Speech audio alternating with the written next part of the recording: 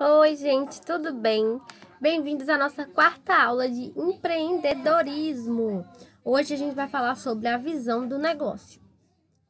A gente já falou sobre o negócio e na aula passada eu pedi para vocês fazerem uma atividade falando sobre o passo a passo, né?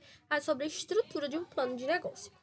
Na aula de hoje e na próxima aula a gente vai falar um pouco mais sobre o plano de negócio, como fazer. E eu vou passar também os vídeos do Sebrae, tá? Que ao invés de passar atividade, eu vou passar uns vídeos do Sebrae falando sobre estrutura e sobre como fazer o plano de negócio, tá bom? Então essa aula de hoje a gente não tem atividade. Então vamos falar um pouquinho sobre a visão do negócio. As organizações sempre norteiam a condução de seus negócios por um conceito ou filosofia, né? Que vai orientar a atuação da empresa no mercado. Existem diferentes conceitos que vão definir o foco com o qual as empresas vão conduzir as suas atividades. Para entender melhor esses conceitos, é interessante a gente fazer uma viagem no tempo e compreender como é que eles surgiram e como foi que eles evoluíram, tá bom? Então vamos estudar um pouquinho sobre os conceitos do negócio e a sua evolução ao longo do tempo. O primeiro conceito de negócio surgiu lá no século XX e foi com base nas teorias de Taylor e Fayol, e tudo isso foi colocado em prática por Henry Ford. Na situação da época, os automóveis eles eram um brinquedo de rico. Em função do elevado custo, era muito caro ter um automóvel. Então, isso fez com que a expansão desse tipo de transporte fosse restringida, tá? Na visão de Ford, se o custo dos automóveis fosse reduzido, mais pessoas poderiam comprar. E com isso, ele aumentaria a sua escala de produção. Aumentando a escala, ele reduziria os custos e, por consequência, ele ia ter sempre uma maior demanda. Olha a visão do cara naquela época, não é verdade? Empresário sem visão, ele só vai olhar para o produto, só vai olhar para dentro da organização. Em consequência, ele vai atender a desejos que já existem e vai perder a perspectiva da necessidade do cliente, ou seja, olhar para fora da organização, pensar fora da caixa, beleza? A definição de negócio de uma organização é a definição de quais produtos e serviços a organização vai pretender fornecer e para quais mercados e quais clientes. Essa é a definição de Maximiano. Ele também diz que o pensamento moderno estratégico vai trabalhar com a ideia de missão e vai afirmar que a missão de uma organização é que vai definir o papel dela para os seus clientes e para os stakeholders, né, para as partes interessadas. Já Bateman, lá em 2000, afirma que o primeiro passo no planejamento estratégico é determinar a visão da empresa. E ele vai chamar isso da razão básica da existência de uma organização. E ele diz também que o entendimento do principal benefício esperado pelo cliente, aquilo que a empresa vai explorar para atender à necessidade do cliente, beleza? Então, quais são as dimensões que a gente tem que levar em conta aí nos conceitos de negócio, a gente definir a missão e a visão da nossa empresa? A gente já estudou isso, só que em outras palavras. Mas, a gente sempre sabe que a gente precisa levar em consideração o grupo de consumidores que a gente vai atender. Quais são as necessidades desses consumidores? E qual é a tecnologia que vai ser necessária para a gente satisfazer as nossas exigências e as necessidades desses clientes, tá bom? Nesse contexto, então, o que é que vai significar uma oportunidade de negócio? Ó, o nosso assunto da aula passada.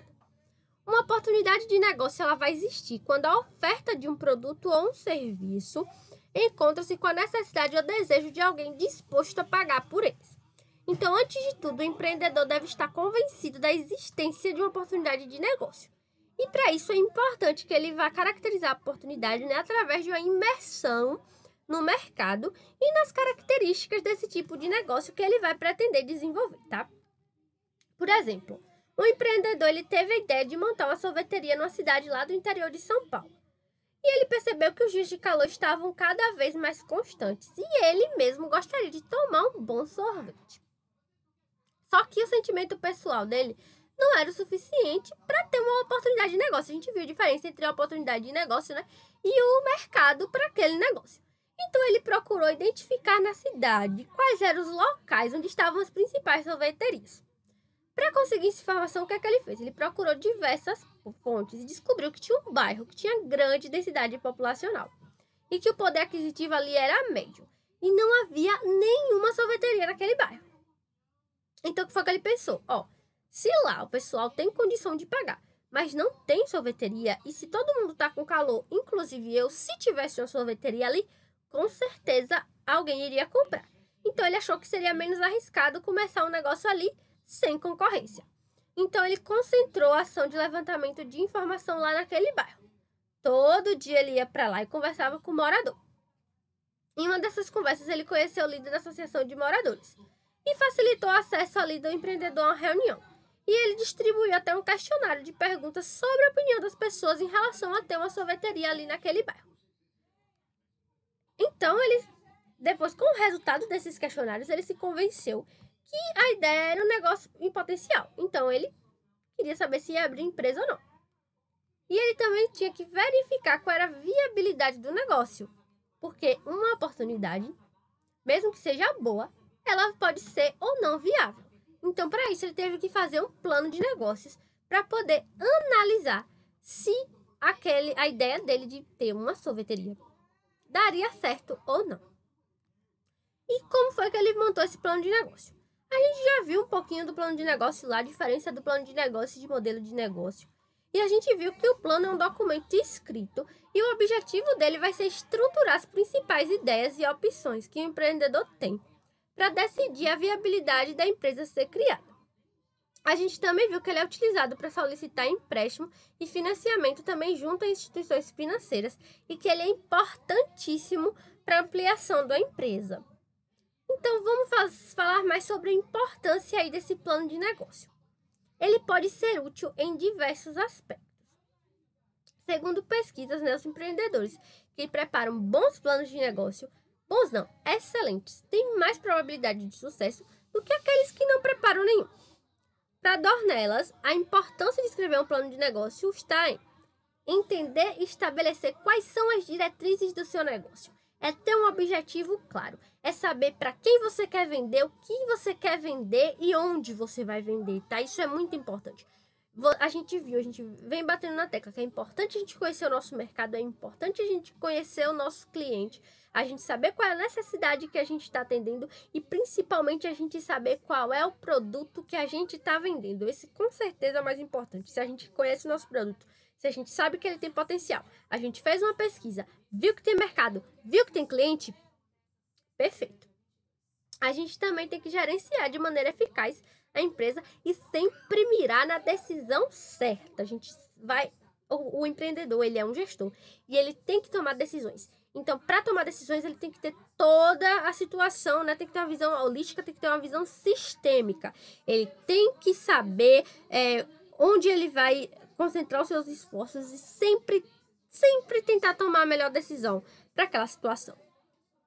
O empreendedor também tem que monitorar o dia a dia da empresa e tomar ações corretivas quando é necessário, porque a gente vai trabalhar com pessoas, então a gente também tem que não saber punir, mas a gente saber delimitar até onde a gente vai dar autonomia para aquelas pessoas e quais são as atividades que elas precisam fazer, né? Os seus direitos, os seus deveres têm que estar bem delimitados. E a gente tem que saber delegar funções também. Não adianta centralizar tudo para nós, tá? A gente também tem que saber delegar funções quando preciso, tá? E corrigir. Se a pessoa fez alguma coisa errada, se ela não está fazendo corretamente, a gente tem que chegar lá e tomar uma ação, tá?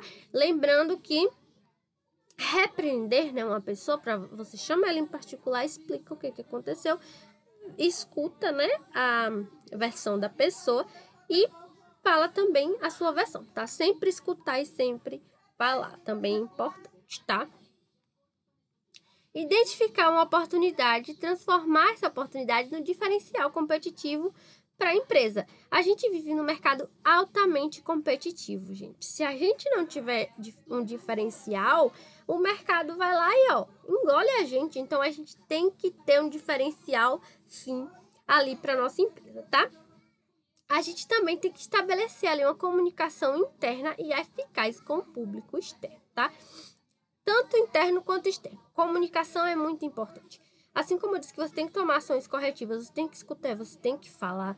Muitas pessoas se perdem na empresa porque eles não têm comunicação, tá? Então, a gente precisa ter comunicação entre os setores. Todo mundo precisa saber o que está sendo feito, por que está sendo feito e como está sendo feito, para que não tenha confusão, né? Para que todo mundo saiba de verdade o que está acontecendo dentro da empresa, tá?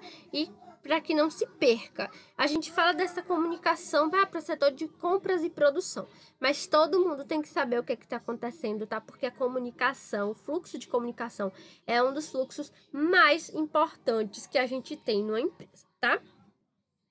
Também é muito importante conseguir financiamento e recursos junto aos bancos, ao governo, ao Sebrae e aos investidores, tá? É muito importante. A gente sabe que o plano de negócio é, sem dúvidas, o principal documento aí que a gente vai fazer antes de montar a nossa empresa, antes mesmo da gente começar a comprar os nossos ativos, antes mesmo da gente saber o que é que a gente de fato vai vender lá no nosso empreendimento. A gente começa com o plano de negócio, faz o primeiro modelo de negócio, como a gente viu na aula passada, e depois a gente vai implementar e vai fazer o nosso plano. É por isso que a aula de hoje foi bem curtinha, porque eu só tô dando a primeira parte da aula, tá? Se vocês verem na apostila, o assunto continua. Não vai só ter a importância do plano de negócio, não. Mas o que eu achei interessante? Eu achei interessante eu só dar um início, né, para nossa aula. Vocês já fizeram um trabalho sobre plano de negócio. Aí eu vou passar os vídeos do Sebrae que vocês devem assistir também em conjunto com a aula, tá? A gente não vai fazer atividade, mas a nossa próxima aula vai ser videochamada, vai ser discussão. Mesmo que falte alguém, a gente vai fazer a nossa videochamada, tá? Porque a gente precisa ter a conclusão do nosso assunto, tá bom? Então eu quero ver vocês, eu quero discutir, eu quero conversar e eu quero que vocês tragam as suas contribuições, né? Deem uma lida no assunto. A gente vai discutir sobre plano de negócio, sobre os tópicos do plano de negócio, tá? Se vocês viram algum modelo na internet, se vocês fizeram um plano de negócio, traga para nossa aula para a gente discutir também, tá? Vou colocar o link aqui na descrição do vídeo e vou colocar no grupo também. Obrigada, pessoal. Até a próxima aula.